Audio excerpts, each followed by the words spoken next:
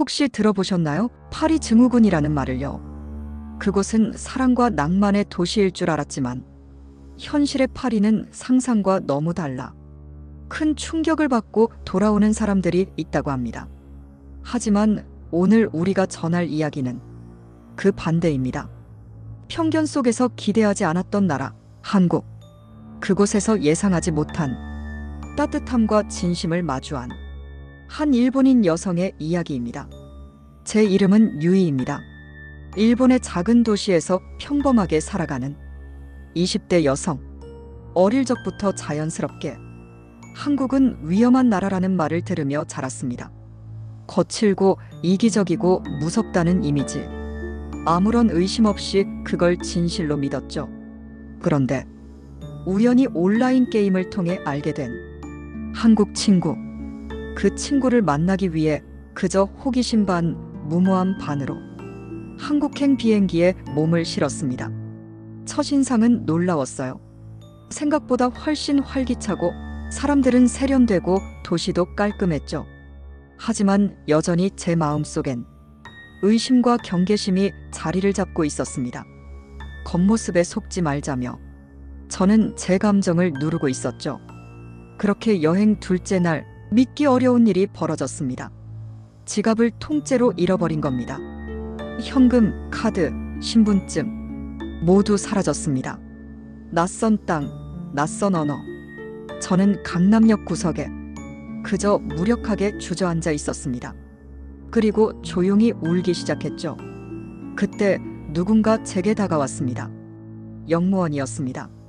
저는 그가 저를 내쫓을 거라고 생각했어요.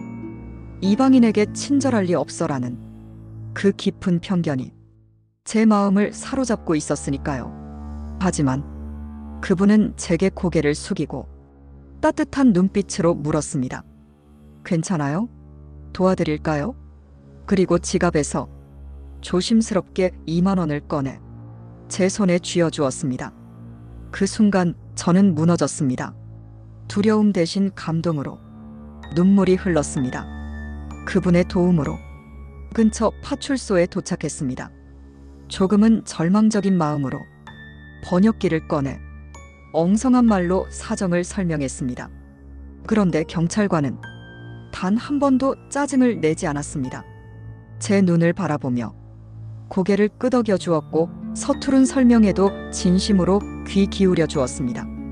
그 짧은 한 시간이 제가 20년간 믿어온 고정관념을 산산이 부수고 있었습니다.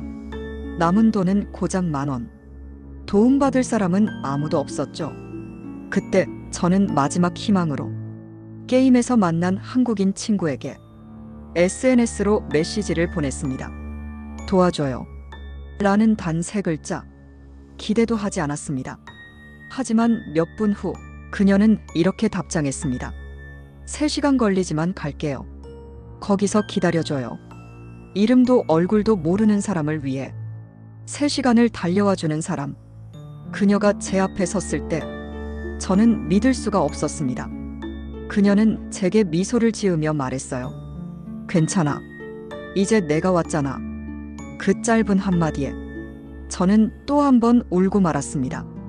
그녀는 돌아가며 말없이 편의점 봉투 하나를 방에 두고 갔습니다. 그 안에는 김밥, 과자, 음료. 이틀을 버틸 수 있는 식량이 들어 있었습니다. 그리고 그 사이에 조심스럽게 접힌 현금 10만 원. 저는 곧장 메시지를 보냈습니다. 꼭 돌려줄게. 계좌번호를 알려줘. 그녀는 웃으며 답했습니다. 이번엔 내가 도왔으니 다음엔 일본에서 나 좀 도와줘요. 여행 마지막 날 저는 무사히 일본에 돌아올 수 있었습니다. 그런데 며칠 후 기적처럼 잃어버렸던 지갑이 국제 우편으로 도착했습니다. 그리고 지갑 안의 현금은 단 한 장도 빠지지 않고 그대로였습니다. 이 여행에서 제가 배운 것은 한 나라의 진짜 얼굴은 뉴스나 교과서가 아니라 그곳에 사는 사람이라는 사실이었습니다. 저는 이제 한국이라는 나라의 한국인들의 마음에 깊이 감동하고 사랑하게 되었습니다. 그리고 지금은 바라고 있어요. 다른 누군가가 편견에 사로잡혔을 때 제가 그들에게 이렇게 말해줄 수 있기를.